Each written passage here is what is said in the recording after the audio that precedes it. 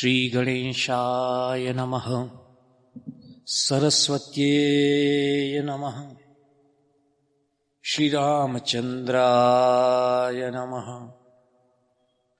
श्री सद्गुरुदेव परमात्मने नमः। गुरु ब्रह्मा गुरु विष्णु गुरुदेवो महेश्वरः। गुरुर्साक्षात् परब्रह्मम् तस्मै श्री गुरुवे नमः। मामेकं शरणं व्रज। Complete surrender to the God. Shri Krishna भगवान जो भी आपके इष्ट है, आपके गुरुदेव है, उनमें आपकी संपूर्ण शरणागति बने। इस के संदर्भ में भगवत गीता में शरणागति किस तरह से होवे, कैसी होवे, इसके बारे में विस्तृत रीति से भगवान श्री कृष्ण ने बताया है।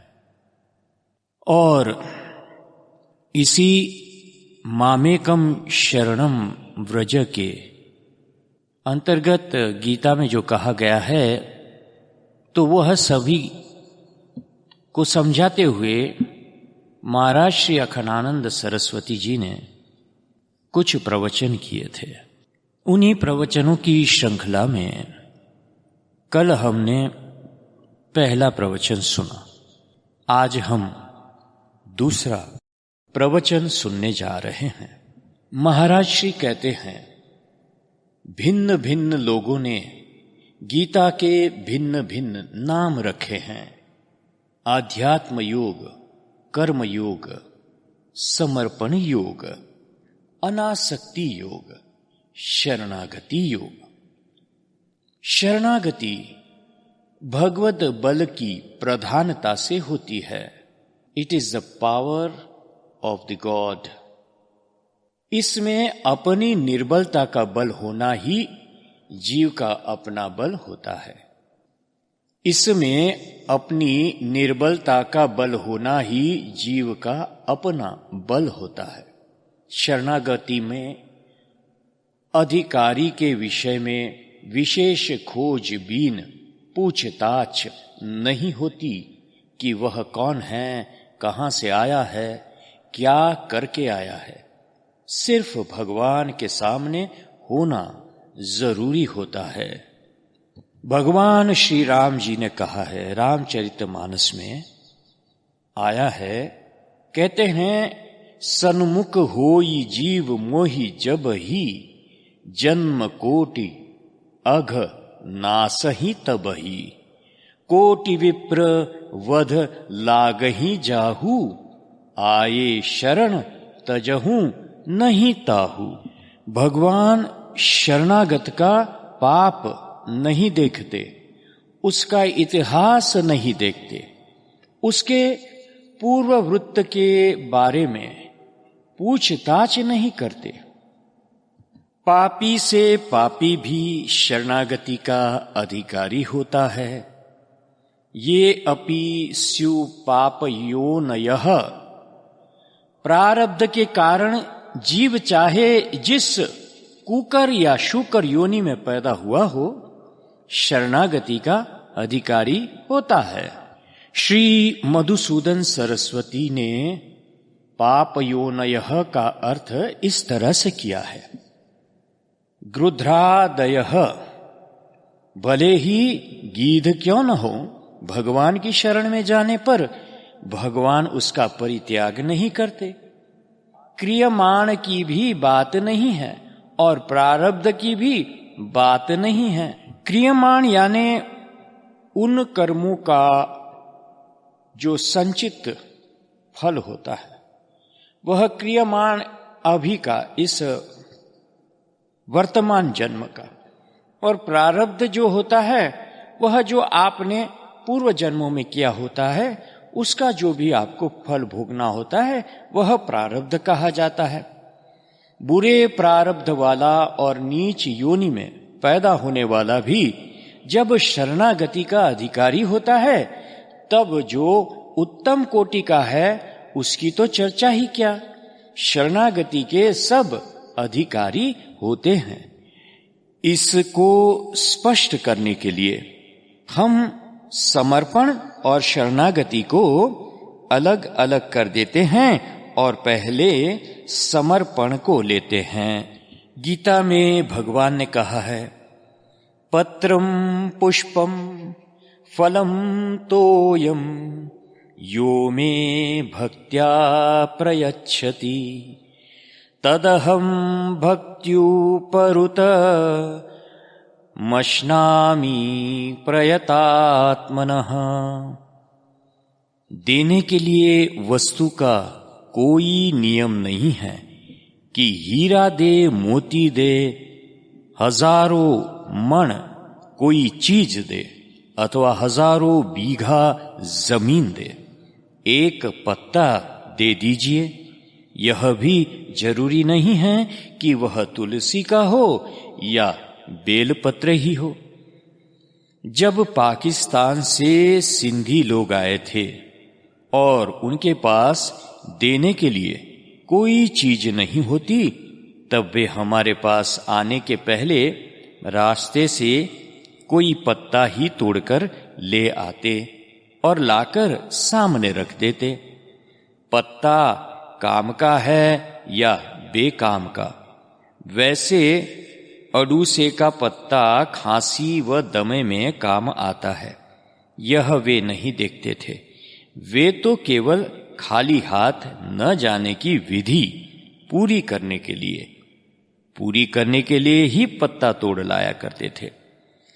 पुष्पम, रास्ते से कोई भी जंगली फूल तोड़ लाते। फलम, बेर या टेटी ही ले आते, और कुछ नहीं मिलता तो जल ही ले आते। कहते, महाराज यह यमुना जल है। भले ही कोई भी जल होता, इसको वस्तु समर्पण कहते हैं। इसमें शर्त क्या है, यह सुन लो। यो में भक्त्या प्रयच्छति, भक्ति से लाकर दे दे। विदुर की पत्नी भगवान को केले के छिलके दे गई और भगवान उनको खाते गए, तो वस्तु का महत्व नहीं है, प्रेम पूर्ण समर्पण का महत्व है। वस्तु का समर्पण बहिरंग समर्पण है और समर्पण यहीं तक सीमित नहीं रहता है और आगे बढ़ता है। जो हम करें सो सब भगवान की प्रीति के लिए समर्पित करे, भगवान के प्रति समर्पित करे। भगवान कहते हैं, यत् करोषि यदश्नासि, यत् करोषि यदश्नासि, यज्जुहोषि ददासि यत्, यत् तपस्यसि कौन्तेय तत्कुरुष्व मदर्पणम्। इसे समर्पण योग कहते हैं।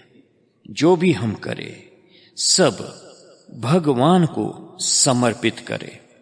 कोई भी काम करे उसके अंत में श्री कृष्णार्पण मस्तु बोल दे श्री कृष्णार्पण मस्तु। परंतु भोजन करना हो तो भोजन के अंत में नहीं, भोजन के प्रारंभ में श्री कृष्णार्पण मस्तु बोले। यत् करोषि यदश्नासि, यज्जुहोषि ददासि यत्।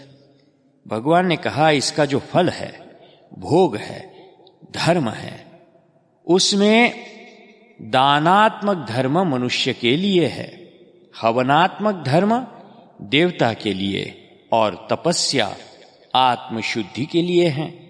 इनका भी भगवान के प्रति समर्पण है।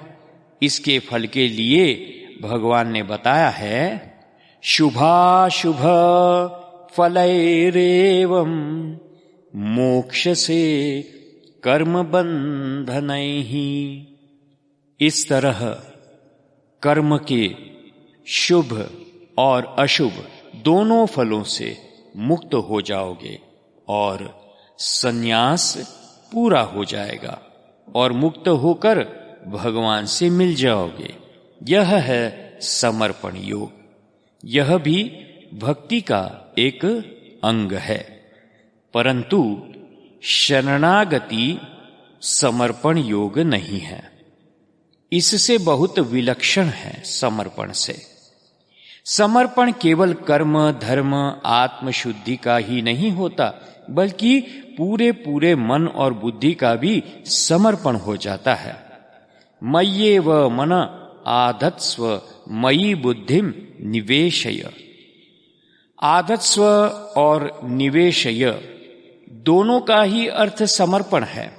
मन आधस्व माने मन का समर्पण और बुद्धिम निवेशय माने बुद्धि का समर्पण, अर्थात अपने साथ लगा हुआ जो मन है उसको भगवान के साथ लगा दो और अपने साथ लगी हुई जो बुद्धि है उसको भी भगवान के साथ लगा दो। यह हो जाएगा मन और बुद्धि का समर्पण।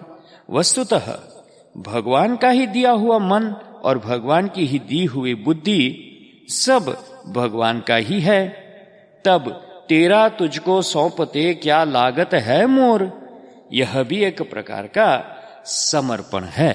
भक्ति में चाहे भजताम अनन्य भाग हो, चाहे भक्त्या मां भी जानीती हो, जीव को जो नियोज्य कर्तृत्व है वह बना रहता है। यह भोक्ता का पारिभाषिक शब्द है। भगवान मुख्य करता है और जीव गौण नियोज्य करता है। भगवान जैसा नियुक्त करते हैं जीव वैसा करता है।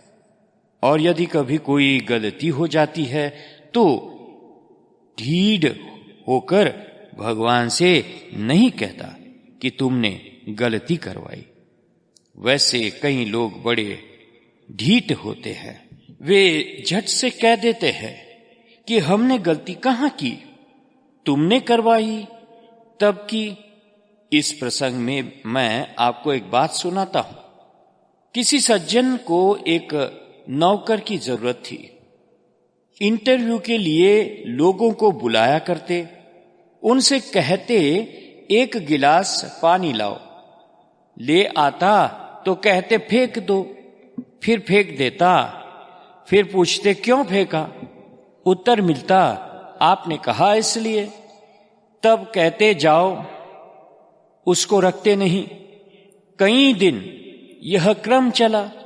फिर एक नौकर आया, उससे भी वैसे ही कहा लाओ फेंको, और फिर पूछा क्यों फेंका।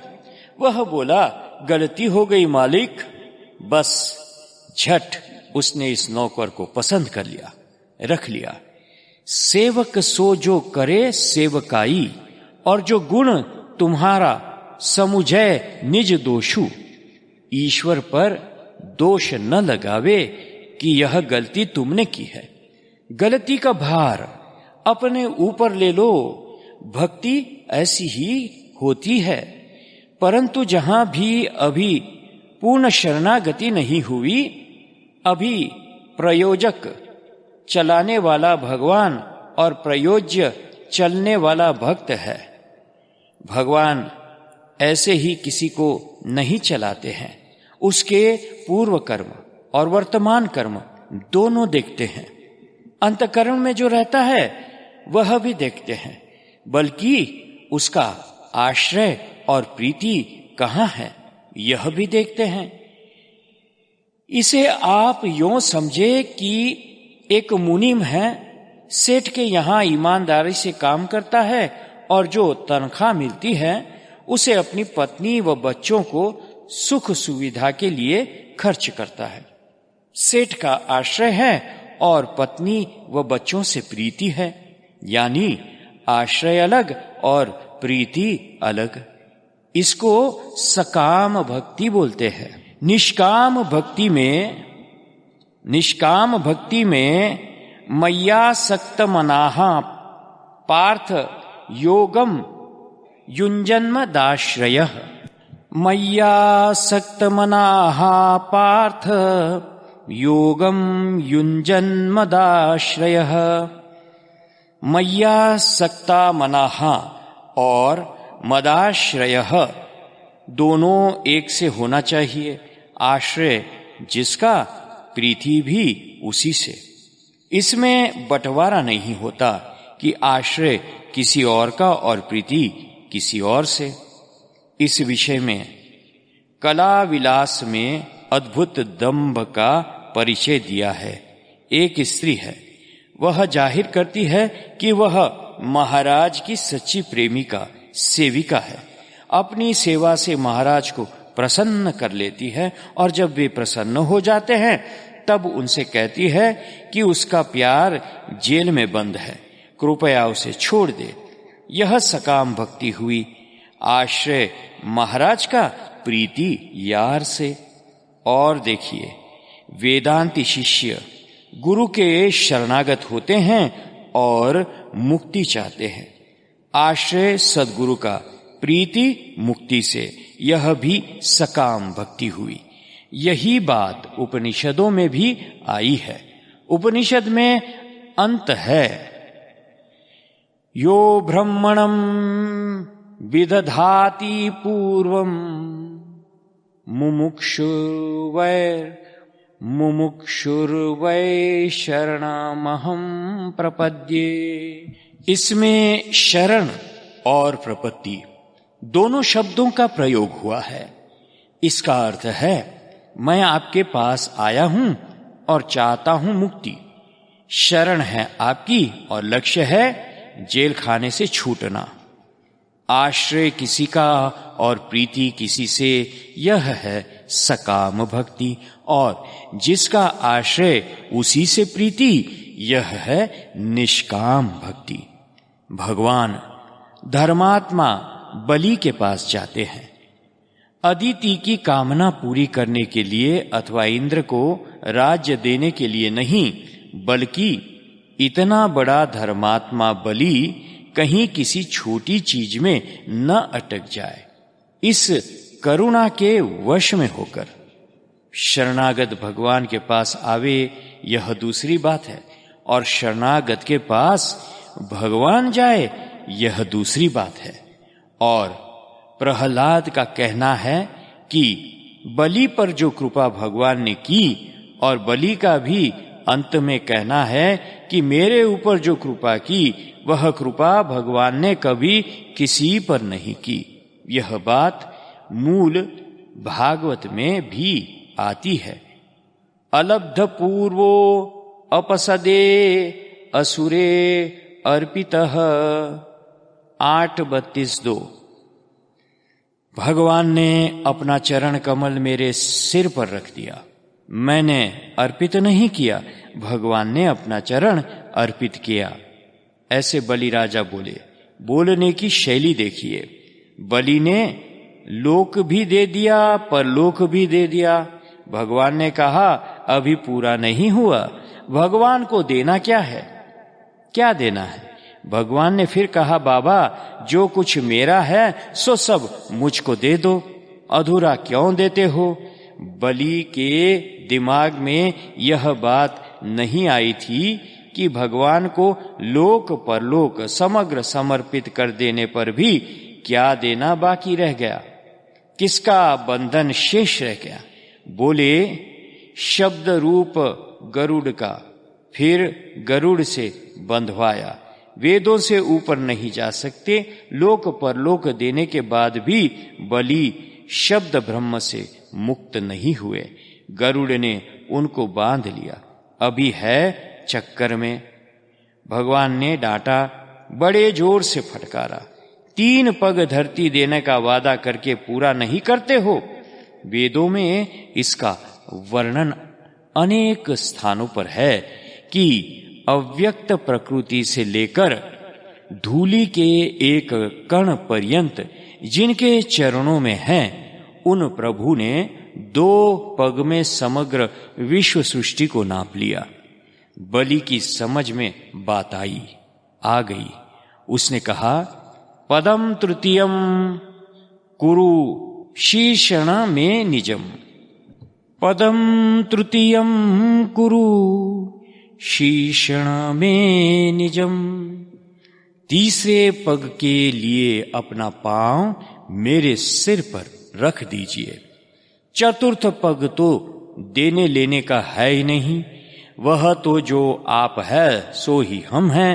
लेकिन तृतीय पद जहां अहम शेष रहता है, देने का भी होता है और लेने का भी होता है। बलि ने तो किया था समर्पण, पर भगवान की इतनी करुणा कि उन्होंने बलि के इस समर्पण को बलात् शरणागति का रूप दे दिया। शरण शब्द श्रु हिंसायाम धातु से बनता है और इसकी विशेषता यह है कि इसमें सबका, यहां तक कि अपना भी संहार हो जाता है और केवल भगवान रह जाते हैं। मैं मर जाऊं तू प्रभु जीवे, हे प्रभु मैं मर जाऊं और तू जीता रहे। बहुत कठोर शब्द है, मैं मर जाऊं तू प्रभु जीवे। इसको दूसरी तरह से समझिए। सब रूप में भगवान ही भगवान, भगवान के अतिरिक्त कुछ प्रतीत ही न हो। उनके अतिरिक्त जो कुछ रहता है सब मर जाता है, सबकी हिंसा हो जाती है। जब एकमात्र भगवान रह जाते हैं तब उसका नाम शरण होता है। शरण शब्द की व्याख्या में अमर कोश में कहा, शरणम गृह रक्षित्रोह। घर जिसमें हम रहते हैं उसका नाम शरण है और प्रभु जो हमारे रक्षक है उनका नाम शरण है। यदि निवास अलग हो, जहां रहने का हो वह अलग हो, और रक्षक अलग हो, तो रक्षक की कीमत घट जाती है। वह सिर्फ एक रक्षक, एक पहरेदार ही रह जाता है, क्योंकि दोनों अलग अलग होते हैं। घर और घर का मालिक मैं और उसका रक्षक कोई दूसरा, कीमत घट गई।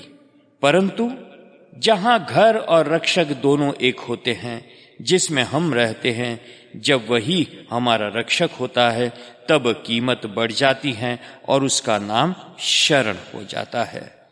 गीता में आया, बुद्धो शरणमन विच्छः कृपणः फल हेतवः। बुद्धिमान लोग बुद्धि की शरण लेते हैं। उपनिषद में भी कहा है, बुद्धि में अंतर्यामी रूप से परमात्मा रहते हैं और वही बुद्धि में बैठकर उसको चलाते हैं। वेद में भी कहा है, धियो यो नः प्रचोदयात्। उपनिषद में कहा है, आत्म बुद्धि प्रकाशम, हमारी बुद्धि में परमात्मा का प्रकाश होता है। कोई भी आपके पास सलाह लेने के लिए आवे तो उसको कहना चाहिए कि भगवान ने उसको भी बुद्धि दी है, वह स्वयं सोचे समझे और फिर जो उचित हो सो करे।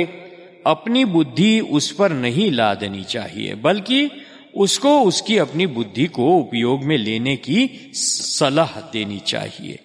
इसे इस तरह समझो, एक विद्यार्थी किसी सवाल का हल पूछने के लिए मास्टर के पास गया और मास्टर ने उसे हल बता दिया, पर आप सोचें कि इससे विद्यार्थी का हेतु हुआ कि अनहित? अहित। हित तो तब होता जब वह विद्यार्थी के सामने उस सवाल का हल निकालकर बताता कि यह इस तरह से किया जाता है। इससे विद्यार्थी हल भी जान जाता और हल निकालने का तरीका भी जान जाता, और हल बता देने से तो सिर्फ हल ही जान पाया, तरीका तो जान नहीं पाया। आजकल तो लोग हमारे घंटे भर के व्याख्यान का मतलब भी 1 सेकंड में निकाल देते हैं। बोलेंगे, इसका सार तो यही है ना स्वामी जी। भाई, सिर्फ सार नहीं, उसकी प्रक्रिया, उसकी रीति भी जाननी चाहिए। प्रक्रिया में लक्ष्य का चिंतन होता है और वह चिंतन धारा उसी की सिद्धि के लिए प्रवाहित होती है। इस चिंतन धारा का प्रवाह वेदांत में गुरु की शरणागति में भी है। निरंतर चिंतन इस शरणागति का रूप होता है, परंतु अभी इसमें भी कुछ बाकी है। क्या बाकी है? अपनी बुद्धि की शरण बाकी है। अच्छा, अब एक होता है उपाय और एक होता है उपेय। किसी वस्तु की प्राप्ति के लिए जो कुछ किया जाता है उसे उपाय कहते हैं, और उस उपाय के द्वारा जो प्राप्त किया जाता है उसे उपेय कहते हैं। उपाय शब्द का अर्थ इस तरह है, उपादायापि ये हेयाहा, पहले स्वीकार कर ले और फिर उसका त्याग कर दे, यह हो गया उपाय। जैसे नदी पार करने के लिए नाव का सहारा लिया और नदी पार करके बाद नाव को, उपाय को छोड़ दिया। नदी पार करने का उपाय नाव थी, अब उसे छोड़ दिया क्योंकि आपने नदी पार कर ली। नदी पार करने के लिए नाव एक उपाय मात्र थी। ज्ञान प्राप्त करने के लिए गुरु बनाया, और जब ज्ञान प्राप्त हो गया तब गुरु को छोड़ दिया। गुरु ज्ञान प्राप्त करने के लिए एक उपाय मात्र था। भगवत प्राप्ति के लिए बहुत से साधन किए, और जब भगवत प्राप्ति हो गई तब सब साधन छोड़ दिए।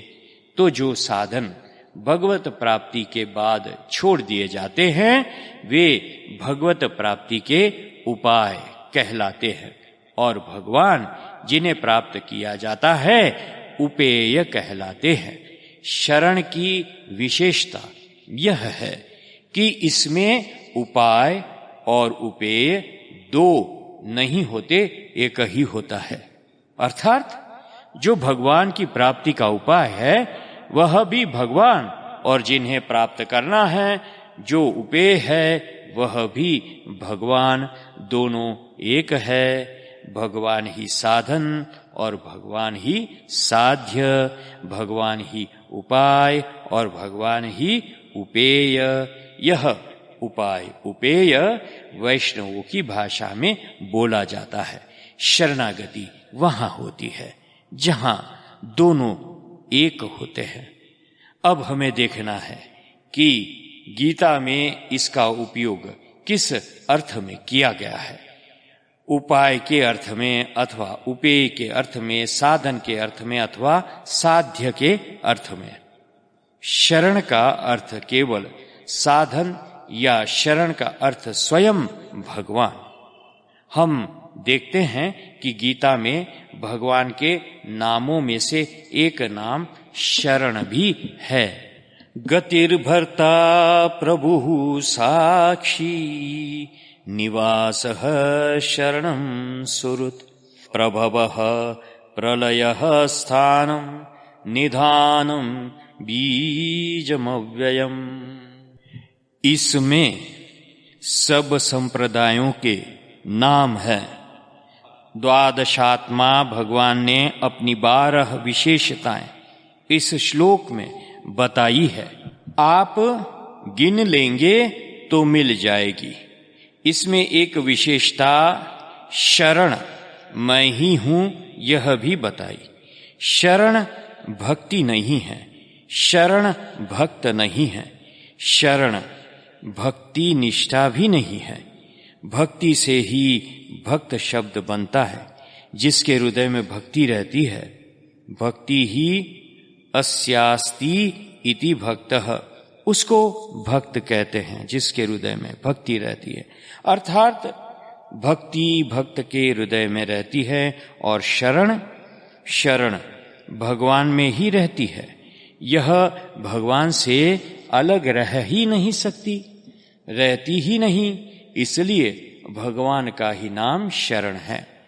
हमसे डॉक्टर गोविंदानंद आचार्य जी ने कहा कि सभी संप्रदायों में शरणागति का जैसा रूप है यह बताऊं।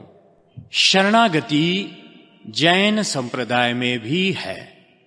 जैन भाषा में इसे आत्मशरणो भव बोलते हैं।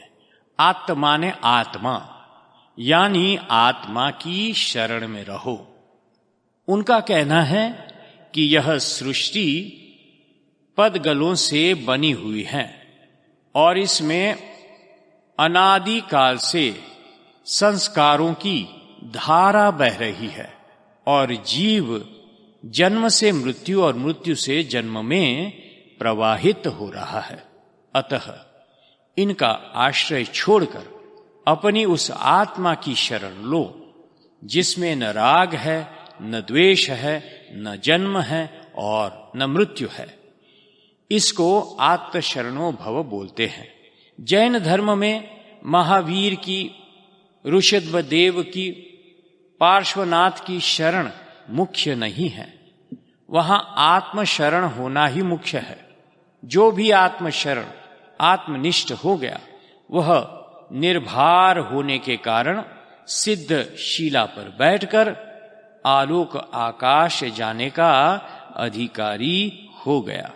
शरणागति बुद्ध धर्म में भी है, पर वहां शरणागति जरा दूसरे ढंग की है। इसमें बुद्धम शरणम गच्छामि, धर्मम शरणम गच्छामि, संघम शरणम गच्छामि है। संघम शरणम गच्छामि तत्व दृष्टि से बुद्ध की शरणागति है, साधन दृष्टि से धर्म की शरणागति है और आचार दृष्टि से संघ की शरणागति है। शरण शब्द का प्रयोग बौद्ध धर्म में भी है और जैन धर्म में भी है और वेदांत में भी है, पर विशेषता यह है कि बौद्ध धर्म में बुद्ध शरण है और जैन धर्म में आत्म शरण है। बुद्ध की शरण में हो जाना बुद्ध की करुणा की पराकाष्ठा है और अपनी शरण में आप हो जाना पौरुष की पराकाष्ठा है। करुणा प्रधान बौद्ध धर्म है और अहिंसा प्रधान जैन धर्म है। न्याय वैशेषिक में शरणागति का कोई प्रसंग ही नहीं है। उसमें तो सभी पदार्थ ऐसे हैं कि यदि साधर्म्य वैधर्म्य के द्वारा उनका ज्ञान ठीक ठीक हो जाए तो मुक्ति हो जाती है। उसमें कोई लोक नहीं है। सांख्य योग में साधन के रूप में ईश्वर प्रणिधान एवं अंततः आत्मस्थिति ही शरण है। पूर्व मीमांसा और वेदांत में अंतकरण की शुद्धि के द्वारा परमात्मा का साक्षात्कार मानते हैं। अब हम आपको गीता की जो शरणागति है उसके बारे में एक दो बात सुनाना चाहते हैं।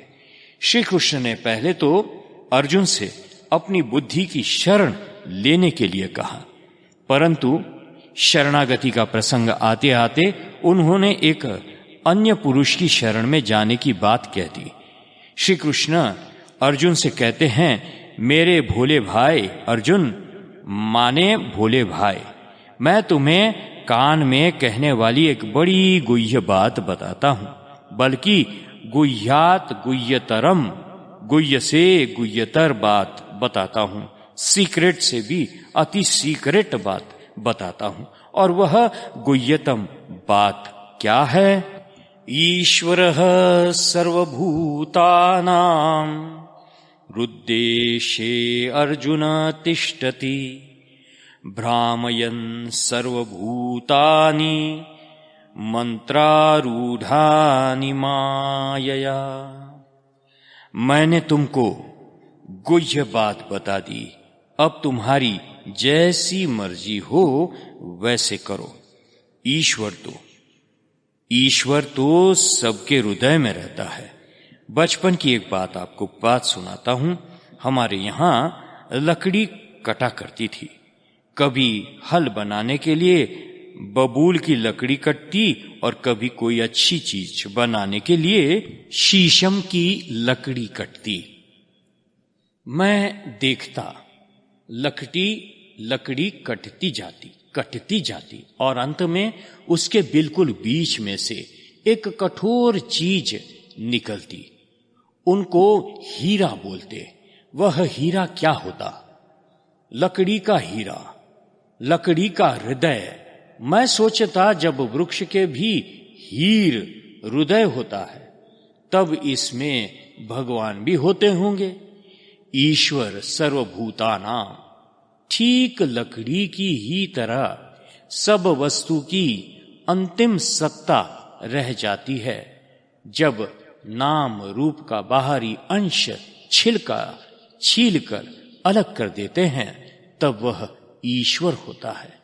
यहां तक कि जू में भी और खटमल में भी जो चेतना है, उसका भी नाम रूप रहित स्वरूप ईश्वर ही है। पेड़ पौधे तृण आदि का भी नाम रूप निषेध कर देने पर जो स्वरूप रहता है, वह ईश्वर ही होता है।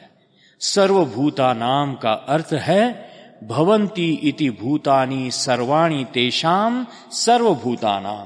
जो भी चीज है सो ईश्वर है, और जो भी चीज होगी भूत माने होने वाली, वह ईश्वर है। अस्ति और भवति यानी सब ईश्वर है। सबके हृदय में परमात्मा का निवास है। माने यदि नाम रूप और क्रिया को अलग कर दे तो अंत में जो कुछ रह जाएगा वह परमात्मा होगा।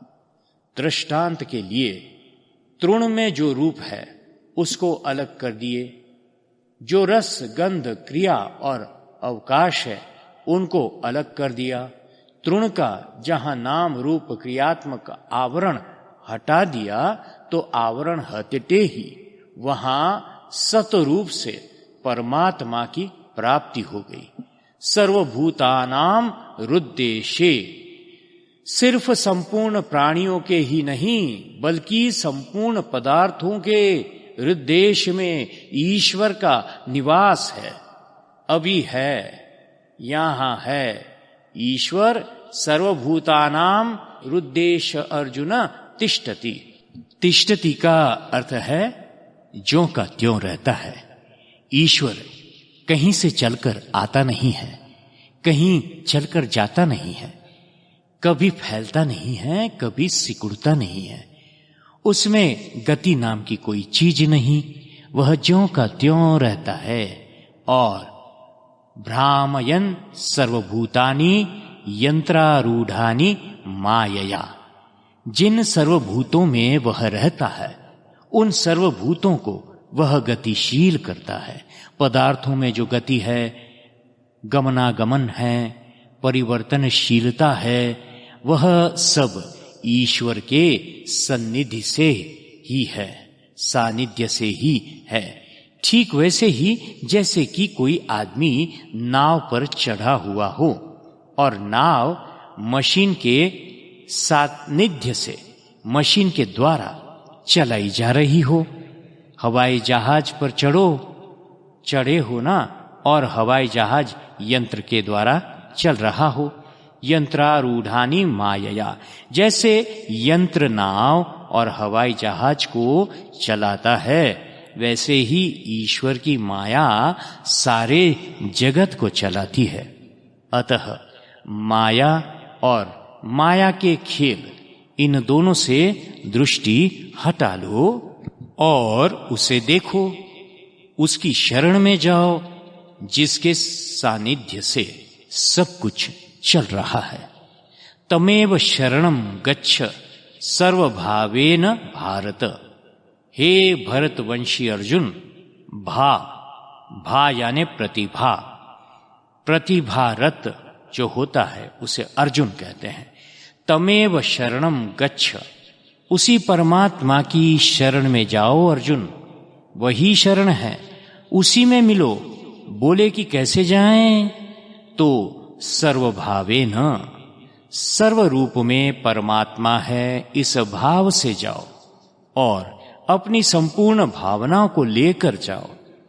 तत्प्रसादात् परां शांतिम, जब वह प्रसन्न होगा तब वह निरावरण होकर तुमसे मिलेगा, तब वह निवारण होकर तुमसे मिलेगा। प्रसाद माने निरावरण होकर मिलना। भगवान को पर्दा पसंद नहीं है।